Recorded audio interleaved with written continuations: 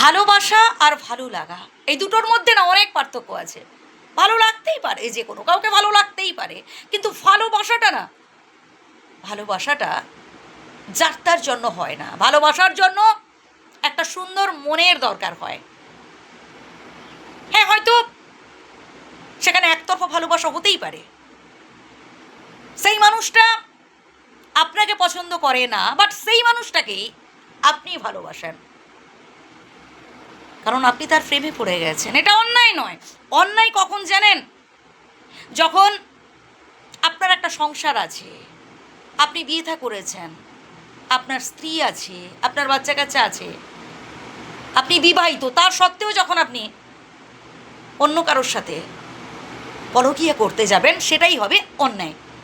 বন্ধু হিসাবে আপনি মিশতেই পারেন, যে কোনো কাউকে আপনি ভালোবাসতেই পারেন, ভালো লাগতেই পারে, ভালো লাগাটা অন্যায় নয়। তার সাথে আপনি বন্ধুর মতো মিশতে পারেন, কিন্তু এই যে বললাম পরকীয়া, একটা কথা বলি শুনুন, বর্তমানে পরকীয়া, ডিভোর্স এত মাত্রায় বেড়ে গেছে যে সত্যি যে মানে বলার অপেক্ষা রাখে না। এর একটা প্রধান কারণ কি জানেন? অ্যাডজাস্টমেন্টের অভাব। আমরা একটু বেশি একগুঁয়ে টাইপের, মানে আমরা ভাবি যে আমরা যেটাই চাইবো সেটাই পেয়ে যাব। না ভাই, অ্যাডজাস্ট করতে হবে। আপনি যত বেশি অপরের সাথে অ্যাডজাস্ট করতে পারবেন, তত বেশি এই পৃথিবীতে আপনি সুখী হতে পারবেন। আপনি বন্ধু মহলে যান না, আপনি আপনার কর্মস্থলে যান না, যেখানে খুশি, আপনি আপনার বাড়ির মধ্যেও দেখুন, আপনি যদি অ্যাডজাস্ট করতে না পারেন, আপনি সব জায়গায় দেখবেন বঞ্চিত হবেন। আপনি আড্ডা মারতে গেছেন, বাট সেখানে বন্ধুরা হয়তো মজা করছে, ঠাট্টা করছে আপনার সাথে, আপনি অ্যাডজাস্ট করতে পারছেন না, দেখবেন পরবর্তীকালে আপনাকে পাত্তা দেবে না, আপনারই মন খারাপ হবে। তাই প্লিজ অ্যাডজাস্ট করুন, মানিয়ে চলুন।